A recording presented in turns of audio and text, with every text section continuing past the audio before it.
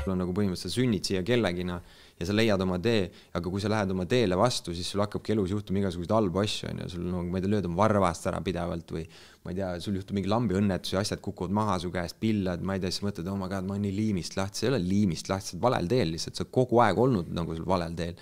Ja siis kui sa mingi hetk leiad ennast õigel teel, siis absoluutselt kõik inimesed, kes su juurde tulevad, kõik võimalused, mis tulevad, ma ei tea, kõik igast kokkusattumused, kõik need asjad hakkavad juhtuma sinuga. Aga et leida nagu see, vaata, see täpselt see õige nagu suund. Mõnel on seda väga raske teha. Mina õnneks leidsin seda hästi noorena. Mulle lihtsalt, nagu ma sain aru, et see on see, mis ma pean tegema. Ma pean kuidagi mõjutama inimesi. Heas mõttes, vaata. Seega nagu neile kõikidele sellistele praktilise meelega sellistele mutrikeerajatele ma ütlekski seda, et nagu loomeinimesed olid need, kes nagu teie mutrid asjad välja mõtlesid. Ja samamoodi ka nagu kui sa oledki reaalselt nagu mingisugune keegi, kes teenib oma leiba ühel või teisel viisil, siis ei ole vahet, meil on kõigile roll. Nii et ära nagu muretse selle pärast, et kui keegi tüüp laulab ja mõtleb, et miks ta rohkem palka saab või tema jälle vastupidi vähem saab temast või midagi sellist, see ei ole oluline. Oluline lihtsalt see, et mis rollis me oleme, sa saad alati oma rolli paremaks muuta, see on kõigis meie enda käes. Sul peab olema lihtsalt fucking mune, et seda ära teha. Seega nagu selline, ütleme, loomeinimestest ja vendadest, kes nagu kuidagi antennina käituvad ja saavad selle info kuskilt, need tüübid mõtlesid auto välja, need tüübid mõtlesid, ma ei tea, raketid välja, need tüübid mõtlesid reaalselt välja need. Nad mõtlesid need välja, saad aru, kuule nüüd seda lauset, nad mõtlesid need välja. Seega nagu kui keegi räägib, et see tüüp on mingi unistaja või see on mingi dreamer või midagi. See ongi see, kuidas inimesed asju välja mõtlevad. Realistid on nagu umbes need inimesed, kes ütlevad, et unistamine on nagu lollidele umbes, on. Ja umbes tee lihtsalt seda, mis sul on ette antud. Seega nagu vaibi küsimus, ma arvan. No kõik saab alguse ideest, ja siis on vaja seda realistlikku tegutsejat, kes nii-öelda... Asi on tasakaalus. Ja, muidugi. Seega nagu ei tohi olla kunagi nagu kuri kellegi peale, kes nagu elab oma väikeses kuudis, teeb mussi ja siis ma ei tea, mõtleb, et okei, et ma ei tea, mis teised inimesed minust arvavad. See on sinu koht, kus olla. Kui sa tunned, et see on asi, mis sa pead tegema, see on sinu koht. Samamoodi, kui sa keerad oma mõtrik kuskile, see on täpselt see koht, kus sa tahad praegu olla. Kui sa ei taha seal olla, siis sul on alati fucking võimalus midagi muud teha. Ja kui sellel perioodil seda ei saa, siis see on sinu tee lihtsalt. That's it.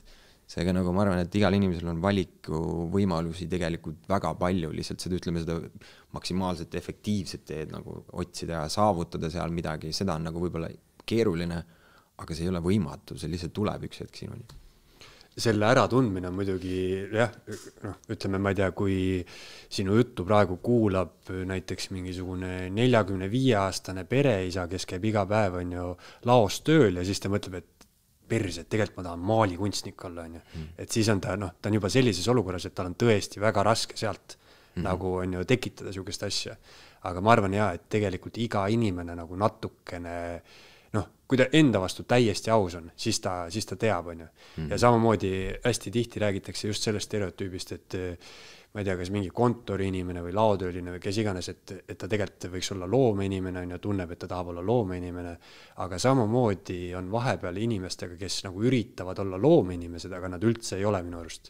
Nad üritavad, neil on samamoodi, nagu sa ütlesid, et nad löövad võib-olla oma loomingu mõttes, löövad varvast ära kogu aeg, et ma ei tea, kas koomikud, kes ei ole tegelikult naljakad, lihtsalt kuidagi ei tule välja, ma ei tea, kehvad lauljad, aga siis nad üritavad kuidagi teha seda võib-olla teiste jaoks, et tegelikult sa peaks olema, ma ei tea, raamatupidaja, et mine tee seda tööd ja sa võib-olla oleks palju õnnelikum. Jaa, täpselt. Kõik teevad vigu elus. Nagu ma olen nii sitaks teinud, et ma olen juba ära unustanud, aga ma võtan nagu vigade tegemist täiesti tavalise õppetunnina lihtsalt. Seega nagu ma enam ei põe väga asju. Nagu. Varem oli ikkagi niimoodi, et nagu veits mõtlesid, oh my god, see ei olnud päris see, mis ma tahtsin, see ei kukkunud nii, ma tegin kellelegi haiget, keegi tegi mulle haiget, bla bla bla. Siis nüüd on nagu mul see, et nagu ma olen nii pohhuistiks muutunud, et mind üldse ei koti mitte midagi.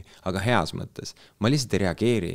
Nagu see, kuidas sa reageerid teatud elu nüanssidele, et kui sulle antakse, ütleme, ka keegi kuskil seda midagi ütles, et umbes, et üks isa, 2 poega, isa oli joodik, üks poiss oli joodik ja teine poiss oli mingi edukas ärimees, kes ei joo mitte kunagi. Seega nagu, mis selle point on nagu? Kas on siis mingi peremudel või? Ei ole peremudel, see on valik. Sa teed oma lolli valiku varem või hiljem ja lihtsalt see ongi sinu kogemus. Kui sa tuled siia maailma, sa õpid kiirelt oma kogemused asjad ära, siis sa saad nagu kiirema edusammu teiste ees samamoodi. ja lõpuks sa nagu järjest kiiremini jõuad sinna punkti, kus sa tegelikult nii-öelda oled loodud olema.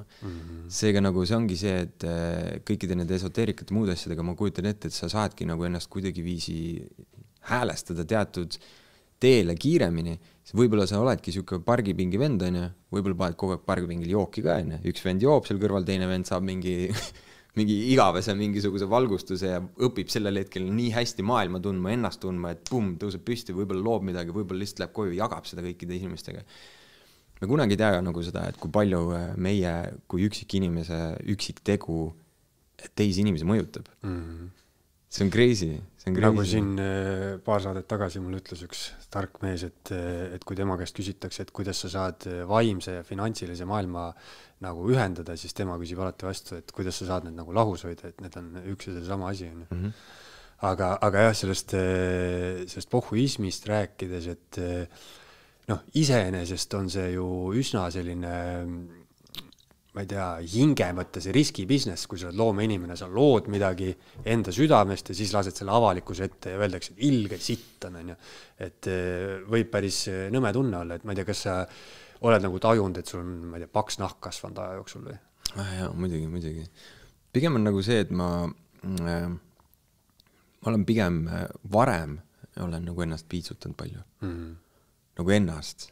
Mul on nagu pigem nagu disappointment endaga olnud, kui sellega, et keegi nagu näitab näpuga mingi asja peale. See on lihtsalt kuidagi, see lihtsalt nii on, et mina olen jõudnud oma elus sinna kohta, kus kindlasti mu poja sünd aitas ka sellel väga kõvasti kaasa, ma kuidagi viisi nagu kõik lotsid läksid kokku, nagu ma teadsin täpselt, kuhu nüüd keegi midagi tegema peab hakkama, kaasa arvatud mina ja mis roll mul on ja nii edasi. Aga ütleme nii, et paks nahk on kindlasti kasvanud, aga ma ei reageeri enam, seega nagu ma ei saa nagu otseselt nimetada paksuks nahaks, et umbes, et iga inimene ütle mulle midagi, siis ma nagu mitte midagi juhtu, vaid ma lihtsalt ei reageeri enam. Aga ma ei reageerinud ka varem otseselt. Ma ei loe oma kommentaare, mis mulle kirjutatakse, ma ei loe mitte ühtegi nagu asja, sest see ei ole minu eesmärk olnud teada saada, et mis otseselt nagu mingi seltskond kuskil midagi arvab. Minu eesmärk oli lihtsalt avaldada mingisugune lugu või tegu või asi ja lihtsalt vaadake ise, mis saab sellega. I don't give a fuck, nagu minu jaoks oli see lihtsalt asi, mis ma tegin. Ja see, kas see nagu kellegile meeldib või mitte meeldib, see ei olegi kunagi küsimus olnud, sellepärast nagu see subjektiivne arvamus on nii tugev inimestel, eriti kui selle interneti ajastu algusega, kus nagu seal inimesed lihtsalt läksid täiesti hulluks. Tänu sellele nagu me saime pigem suurema pildi inimeste enda mõttemaailmasse ja sellesse, millest nad igapäevaselt tegelikult mõtlevad. Ja kui neil igav hakkas, siis neil hakkas ikka fantaasia normaalselt tööle. Seetõttu sa ei saa nagu eeldada seda, et umbes kui netti poleks, siis on niisugune tunne, et oleks rahu majas, aga tegelikult inimesed mõtlevad ikkagi niimoodi.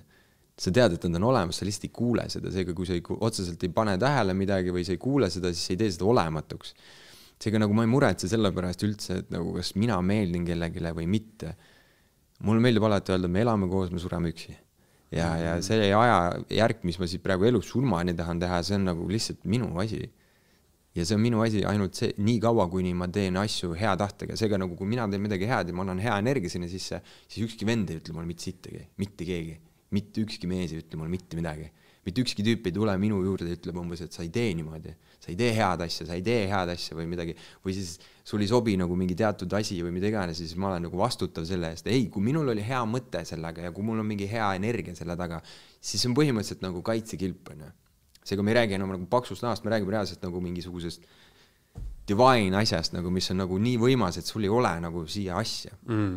See on jah see, et just see reageerimise point on hästi hea, et ma olen ka kuulnud, et kui sa teed midagi, ma ei tea, avaldad midagi, oled loomeinimene, mis iganes, siis seda üldiselt kas kiidetakse või laidetakse. Ja ohtlik on minna nagu mõlemale ei tohi reageerida. Et kui sind kiidetakse, siis sa tunned ennast hästi. Et ma ei tea, inimestele meeldib, laidetakse, tunned ennast sitast. Aga mõlema puhul sa justkui annad kontrolli siis neile, kes nagu publikule siis, aga just see on nagu hea point, et selle reageerimise osa sa nagu võtad ära endalt, et isegi kui kiidetakse, väga hea, sina püsid neutraalsena. Cool. Kui laidetakse, sama reaktsioon on. Jah, täpselt sama. Et selles suhtes ei ole üldse oluline, et nagu mis info sinuni jõuab, et nagu sa ei saa nagu eeldada seda, et kui sa oled mingi muusikafänn või muusikufänn on ju, või konkreetse artisti mingisugune special superfänn on ju, et siis sa eeldad, et umbes see tüüp ongi selle ajaks eksisteerib, et ta nagu teeb sinu elu õnnelikuks või midagi.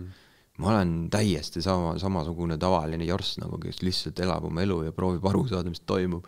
Seega nagu kui keegi nagu võtab endale selle julguse ja proovib nagu mingit inimest panna enda järgi tegutsema või ta solvub teatud tegude peale, kui tema eeskuju ei täitnud tema mingit fantaasirikast eesmärki, siis see on väga egoistlik käitumine selle inimese poolt, kes niimoodi arvab. Kõige haigem on see, et tavaliselt need artistid või muusikud või isegi nagu tavalised töölised või kes iganes, ka nemad isegi teavad, et keegi üldse neist niimoodi mõtleb. Inimesed on seadnud endale väga suured eesmärgid teiste inimeste tegude tõttu. Seega nagu see on crazy arvata, et umbes nad peaksid seda kuidagi teadma.